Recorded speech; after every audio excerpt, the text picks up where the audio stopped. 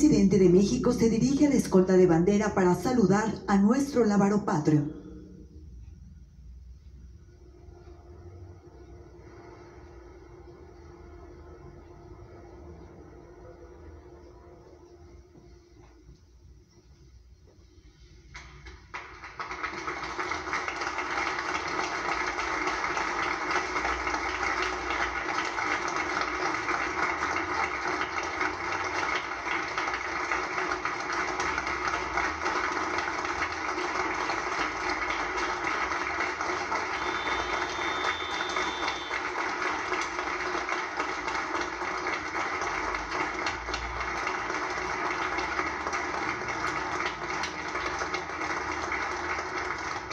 Se rendirán los honores al presidente constitucional de los Estados Unidos mexicanos y comandante supremo de las Fuerzas Armadas.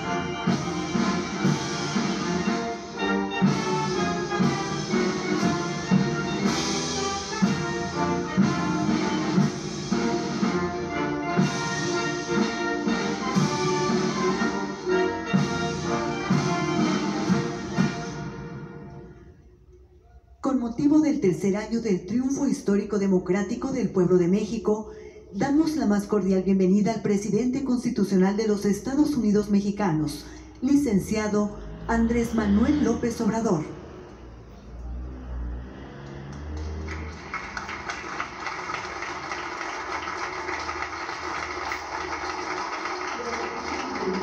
Gabinete legal y ampliado del Gobierno de México, representantes de los medios de comunicación y quienes nos siguen por internet a través de las redes sociales, sean todos bienvenidos.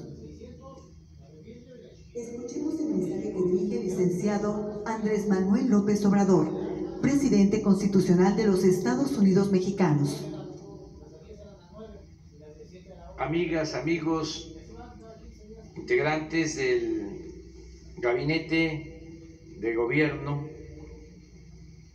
representantes de instituciones, mujeres, hombres, servidores públicos. Como es costumbre, cada 3 meses informamos al pueblo de México sobre la situación que guarda el país y la forma en que gobernamos. En los 3 meses que corresponden a este informe, se han presentado signos alentadores de recuperación de las crisis sanitaria y económica. De abril a junio se redujo considerablemente el número de contagios y, lo más importante, en este periodo se han registrado menos fallecimientos por COVID. Aunque se trata de un comportamiento mundial, porque ya empieza a sentirse el efecto positivo en la aplicación de nuevos medicamentos, especialmente por la vacuna, no debemos dejar de reconocer el esfuerzo conjunto hecho por el pueblo y el gobierno para ir recuperando poco a poco la normalidad. Que no se olvide la actitud responsable de muchos mexicanos que se han cuidado, ya sea en sus domicilios o quienes tienen la necesidad imperiosa de salir a buscar el sustento diario en la calle. Que no se borre de la memoria la forma en que se cuidó en la familia a los adultos mayores y a quienes padecen de enfermedades crónicas. Agradezcamos a los que cerraron un negocio pero no dejaron de pagar a sus trabajadores. Expresemos nuestra gratitud a los médicos, enfermeras y trabajadores de la salud que arriesgaron sus vidas para salvar a otros. Todos estos gestos de amor y solidaridad verdadera han ayudado a sobrellevar los sacrificios y el sufrimiento. La fraternidad se ha hecho presente también para quienes perdieron a sus seres queridos a causa de la terrible pandemia del COVID. En cuanto a nuestra actuación, hemos hecho todo lo que humanamente es posible para enfrentar esta pandemia y salvar vidas. Es público y notorio que informamos y respondimos a tiempo, que levantamos con oportunidad el sistema de salud pública que estaba en ruinas. No titubeamos en destinar recursos a la atención de la pandemia. En 15 meses el presupuesto de salud se ha incrementado en 70,000 millones de pesos. Se terminaron, reconvirtieron y equiparon hospitales. Se contrató y capacitó a más de 70,000 trabajadores de la salud. En fin, se logró que ningún enfermo se quedara sin una cama, equipo de respiración o personal de salud que lo atendiera. Aún cuando en estos sensibles y tristes acontecimientos no es correcto hacer comparaciones, me limito a decir que nuestro país no está colocado ni en América ni en el resto del mundo en los primeros lugares en mortalidad por COVID. El Programa Nacional de Vacunación ha funcionado con eficacia y ha llegado a todos los pueblos de México. Hasta hoy hemos recibido 57,336,000 dosis de vacunas Pfizer, Sinovac, Sputnik, AstraZeneca, Johnson & Johnson, CanSino, de farmacéuticas y gobiernos extranjeros que han demostrado con hechos su solidaridad con nuestro país, con México y con su pueblo. Destaco el apoyo de Cuba, de Argentina, de Estados Unidos, de Rusia, de China, de India. Llevamos el 35% de toda la población mayor de 18 años vacunada. Ya concluimos esta importante labor preventiva en Baja California. Es la primera entidad de las 32 donde se cumplió la vacunación, aún con una sola dosis.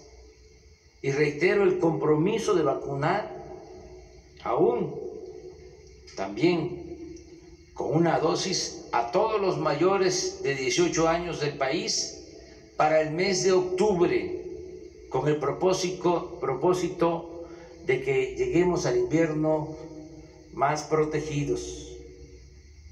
El tener en la actualidad 19 estados con semáforo verde, 8 en amarillo, 5 en naranja y ninguno en rojo, es también un buen indicador para la normalización de la actividad productiva, educativa y social del país.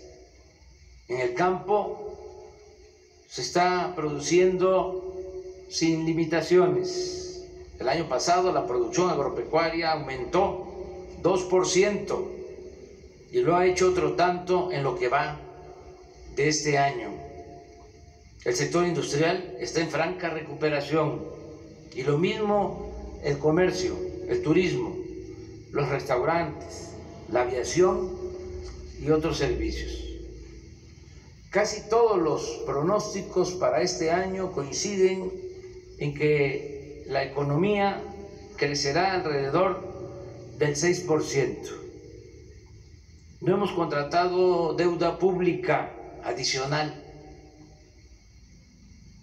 Y como no sucedía en 3 décadas, el peso no se ha devaluado durante los primeros 2 años y medio de nuestro gobierno. El salario mínimo ha aumentado en 44% en términos reales, como no se veía en 36 años. No hemos aumentado en términos reales los precios de las gasolinas, el diésel, la luz.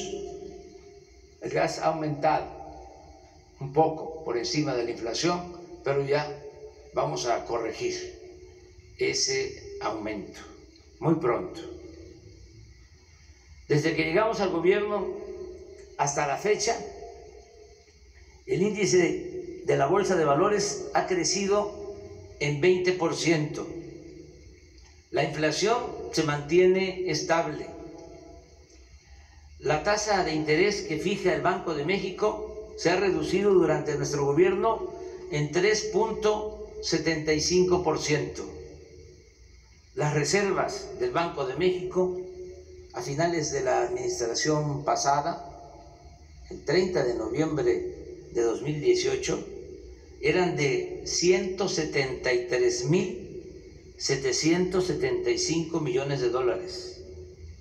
El día de hoy son de 192.886 millones de dólares.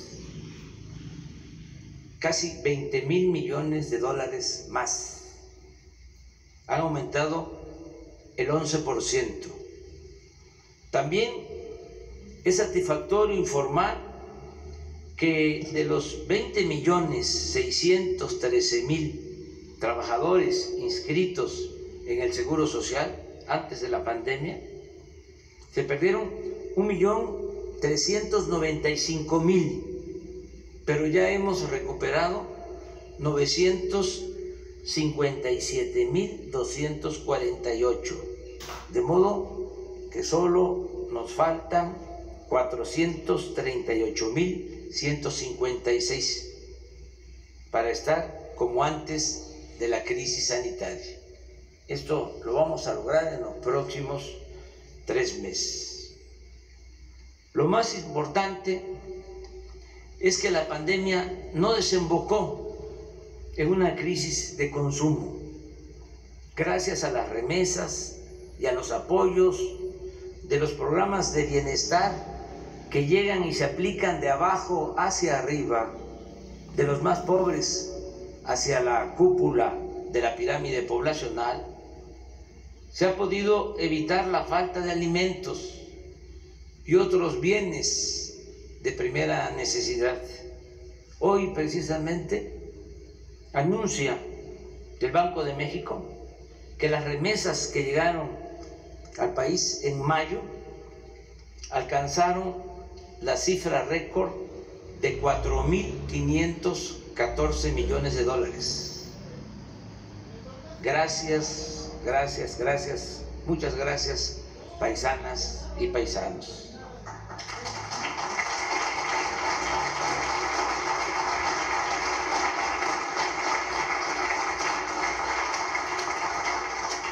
No ha habido asaltos a comercios, ni actos de vandalismo o desesperación por hambre o desatención a las necesidades básicas de la gente. Hay gobernabilidad en nuestro país. En materia de seguridad pública también hemos avanzado, aún con la complejidad del problema que heredamos. Ya estaban integradas las bandas, los grupos delictivos cuando llegamos.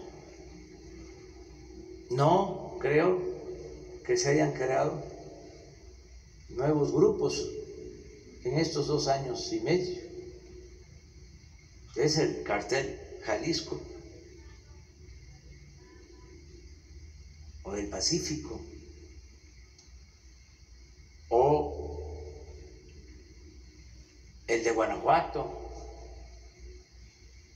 los que ya habían, los que estamos enfrentando,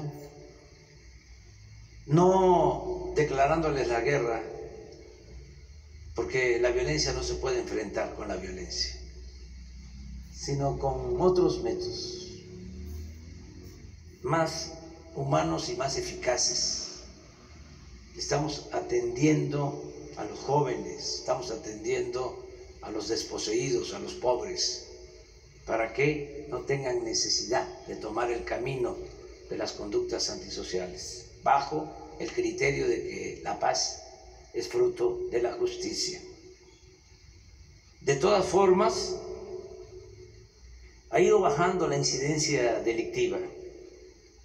En el tiempo que llevamos en el gobierno, los homicidios han disminuido 2%, el robo de vehículo en 40%, el secuestro en 41%, el robo a casa de habitación en 26%, aunque todavía tenemos aumentos del 14% en feminicidio, el 9% en robo de transporte público individual y el 26% en extorsión.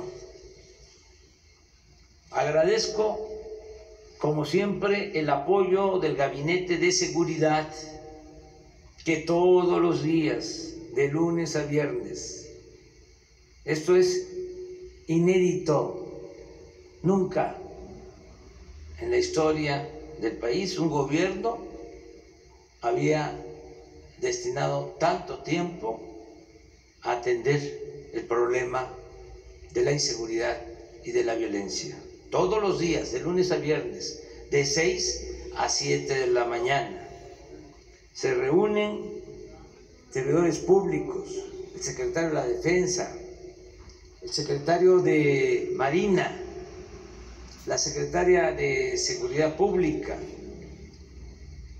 la secretaria de Gobernación, el consejero jurídico. Los lunes se invita a la jefa de gobierno de la Ciudad de México y se reciben los reportes, lo que sucede en todas las regiones del país. Se toman medidas para actuar y conseguir la paz y la tranquilidad. Aquí también aprovecho para agradecer el respaldo de todos los miembros del gabinete y de las instituciones que se han comportado a la altura de las circunstancias. Es un equipo de trabajo de mujeres y de hombres que han demostrado ser auténticos servidores públicos, trabajadores, honestos y algo que es muy importante, con profundas convicciones sociales. Aún con la crisis de la pandemia y de la economía, pudimos celebrar una de las más numerosas y competidas elecciones de la historia de México, sin problemas mayores y consolidando al mismo tiempo el sistema y el método democrático, guiados por el ideal maderista y por nuestras convicciones a favor de la causa de la democracia y en contra del fraude electoral que padecimos durante mucho tiempo. Ya estando en el gobierno, nos comprometimos a que el presupuesto no se utilizaría para beneficiar a ningún candidato y a ningún partido. Y cumplimos.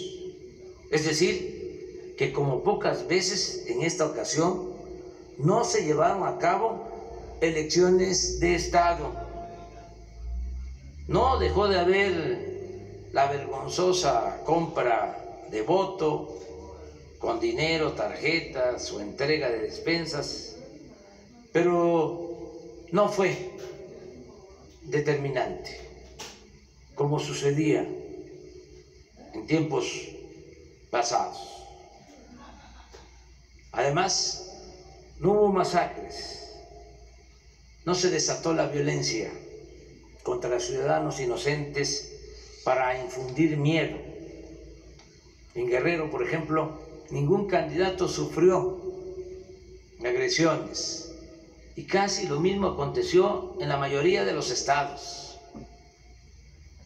El día 6 de junio se abrieron 162.538 casillas, el 99.98% de lo programado, y solo 32 casillas no fueron instaladas por el ambiente de violencia en algunos lugares de 7 municipios del país.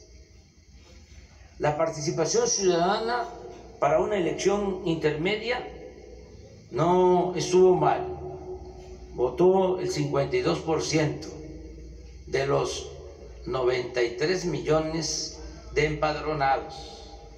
Y algo muy importante, a pesar de que como en todas las elecciones se calientan los ánimos, en esta ocasión no hubo protestas postelectorales por acusaciones de fraude. No se registró ninguna manifestación significativa en las calles o en las plazas de la República. Se han garantizado libertades plenas, sin la represión política, mediática o policíaca de otros tiempos. En cuanto a los resultados, considero necesario analizar el hecho de que a causa de la transformación que estamos aplicando,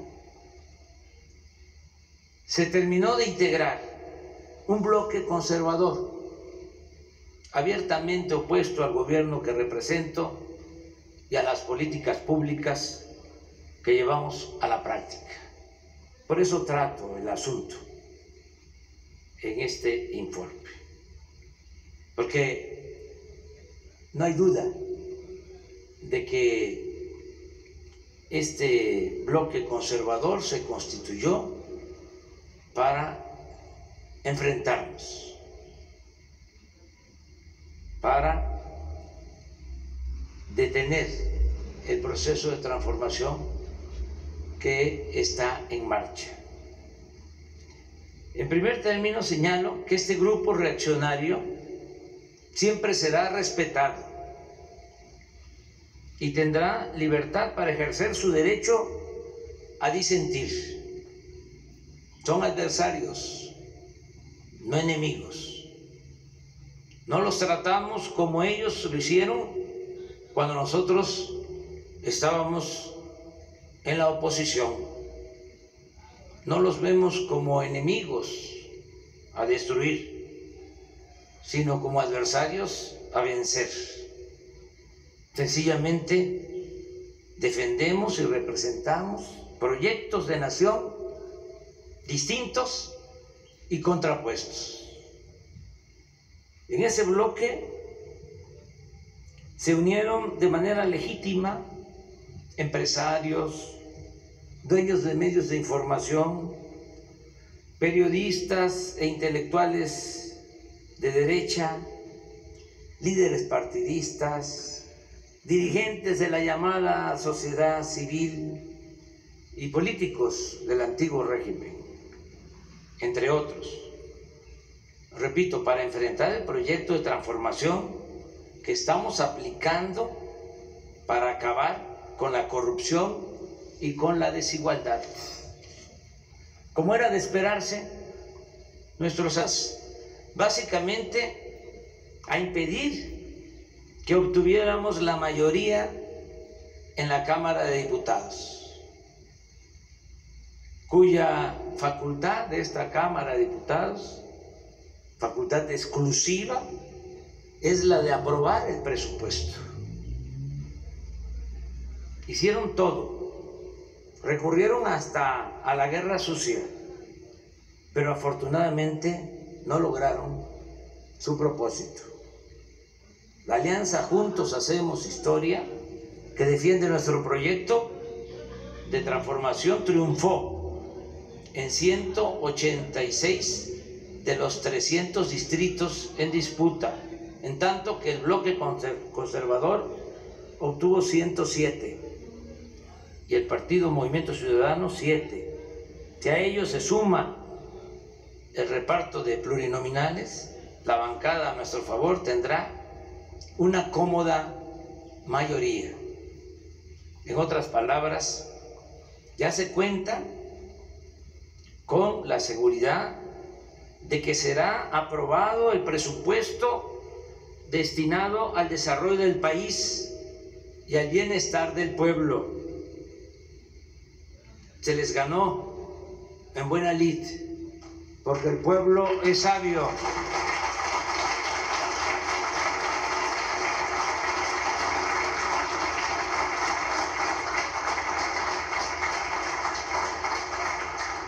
No podrán detener las ayudas destinadas a los pobres. No podrán desaparecer, como lo querían, la pensión a los adultos mayores, a las niñas y niños con discapacidad, las becas para estudiantes de familias pobres, ni la atención médica y los medicamentos gratuitos.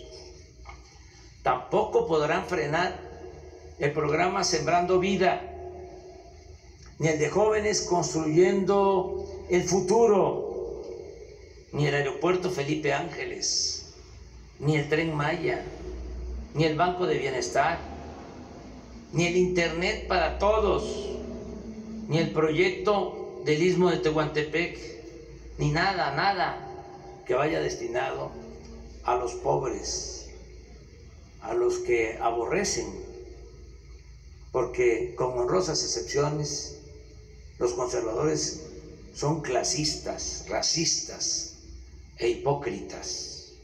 Como bien dijo, en una de las pocas veces que trató el tema el presidente Juárez, lo cito textualmente: los ricos y los poderosos ni sienten ni menos procuran remediar las desgracias de los pobres. Podrá suceder que alguna vez los poderosos se convengan en levantar la mano sobre un pueblo pobre, oprimido, pero eso lo harán por sus intereses y conveniencia. Eso será una eventualidad que nunca debe servir de esperanza segura al débil. Hasta ahí la cita. Sin embargo, no poseo ni aspiro a tener el monopolio de la verdad absoluta. Por eso reitero, nuestros adversarios siempre recibirán del gobierno que represento el respeto y la libertad a la que tienen derecho para manifestarse sin límites, represión o censura. Los tiempos han cambiado. Juárez decía, los reaccionarios también son mexicanos. Esa frase la volvió a utilizar Plutarco Elías Calles. Los reaccionarios también son mexicanos. No me gusta esa frase, con tanto que admiro al presidente Juárez. Son ahora otras circunstancias, por eso no podría decir lo mismo. Claro que son mexicanos y que tienen todos los derechos a participar, porque nosotros aspiramos a establecer en México una auténtica, una verdadera democracia, no una dictadura, no una tiranía. No queremos excluir a nadie. Este país lo tenemos que ir construyendo a pesar de la diversidad, con el respeto a las libertades y con la participación de todas y de todos los mexicanos. Amigas y amigos, hoy cumplimos 3 años del triunfo histórico de nuestro movimiento y aún recuerdo cuando el 1 de diciembre de 2018, en el camino a la Cámara de Diputados para tomar posesión de la presidencia de la República, se nos acercó al automóvil un joven en bicicleta y me gritó: no nos vayas a fallar. Creo, pasado el tiempo, no haber defraudado la esperanza de ese joven ni de quienes votaron por mí hace 3 años. Posiblemente haya quienes imaginaron que sería de otra forma, lo que han llegado a la conclusión, en ejercicio de su libertad y de su criterio, que no comparten mis ideas y que no les gusta mi estilo de gobierno, mi estilo de gobernar. Pero nadie en honor a la verdad podrá decir que no he cumplido con mi compromiso de desterrar la corrupción y destinar mi imaginación, experiencia y trabajo en beneficio del pueblo y de la nación. Los logros están a la vista. A pesar de la pandemia y del sufrimiento que acarreó, la gente no ha perdido la fe en un mejor porvenir. Existen libertades plenas y poco a poco vamos pacificando al país sin violar derechos humanos y sin reprimir al pueblo. Me alegra que así lo entiendan la mayoría de los mexicanos. Hace 3 días se terminó de levantar una encuesta telefónica nacional aplicada por nosotros y comparto con ustedes algunas preguntas y respuestas, y subrayo, aplicada por nosotros, para que no se vaya a malinterpretar. Cuando digo aplicada por nosotros, se debe también pensar que tenemos 3 principios rectores: no mentir, no robar y no traicionar al pueblo. Las preguntas y las respuestas. Con respecto al año pasado, ¿cómo es su situación económica actual? Mejor, 15.3%. Igual, 42.9%. Peor, 40.0%. No sabe, no contestó, 1.9%. Otra, ¿cómo cree que será su situación económica el siguiente año?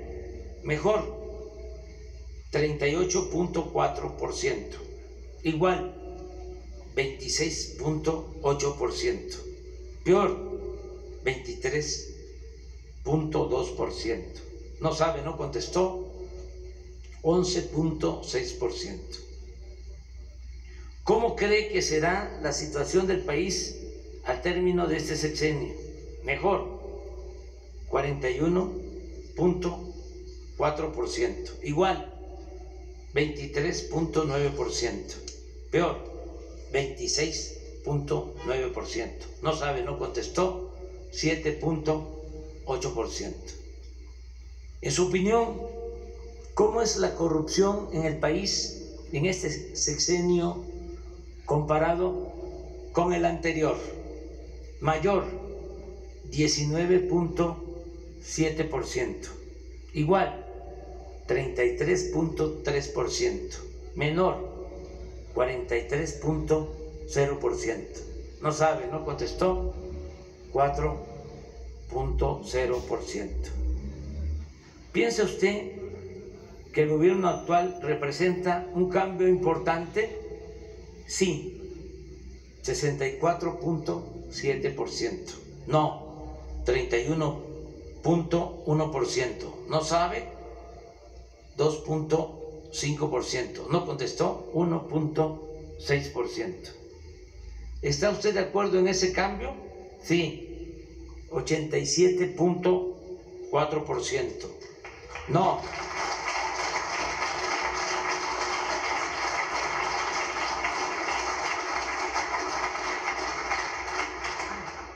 9.6%. No sabe, 1.6%. No contestó, 1.4%.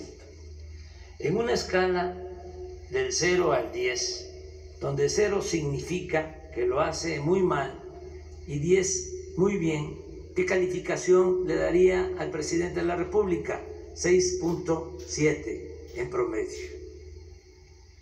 La revocación de mandato propone que si el pueblo no está satisfecho con la forma de gobierno del presidente en turno, se puede votar para que renuncie antes de terminar su sexenio. Si hoy fuera la consulta para valorar el trabajo del presidente, ¿usted votaría porque renuncie o que termine su sexenio? Porque continúe, 72.4%.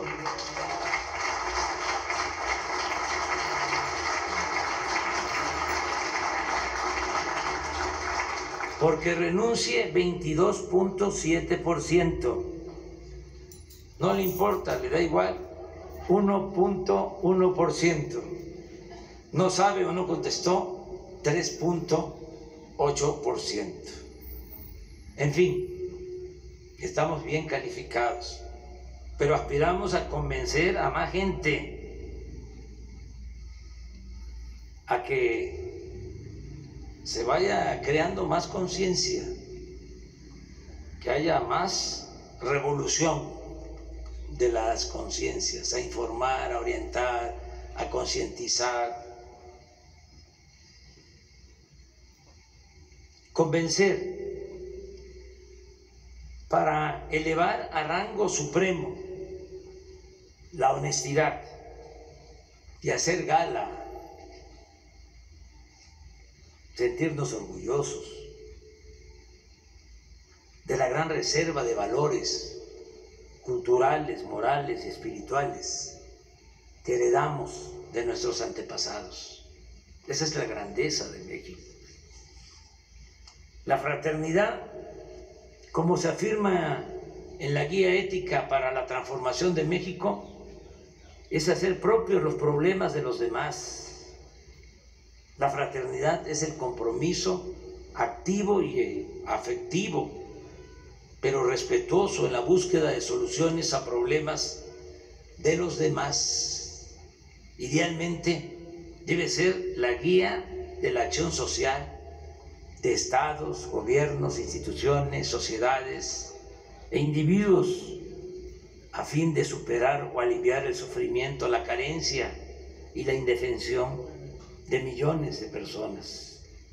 Es un deber colectivo de las naciones ofrecer a cada uno de sus hijas, a cada una de sus hijas e hijos, una cuna para nacer, un pupitre para aprender, herramientas para trabajar, una cama para dormir, una mesa para comer, un techo para guarecerse, un lugar en el hospital para curarse y una tumba para descansar. ¿Y cuál es la recompensa que obtendremos por dedicar el tiempo, todo el tiempo que sea posible a esta noble tarea? La recompensa será el estar bien con nuestra conciencia y con el prójimo y gozar de la inmensa felicidad que produce el ayudar a vivir a todas y todos en un país más libre, más justo, más seguro, más pacífico y más próspero. Termino, amigas y amigos, mexicanas, mexicanos, enviando este breve mensaje a todas, a todos ustedes, al pueblo de México. Gracias por refrendar su confianza en mi persona. Repito, yo siempre estaré a la altura de ustedes y nunca, jamás los traicionaré. Gracias, gracias, gracias, gracias de todo corazón. Muchas gracias.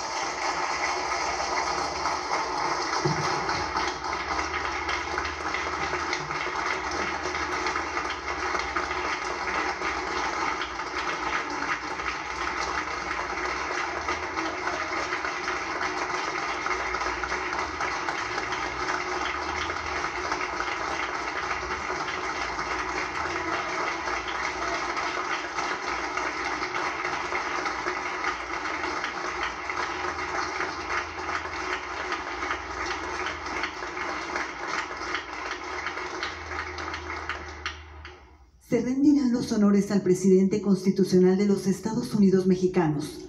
Se les invita a permanecer de pie para entonar nuestro himno nacional.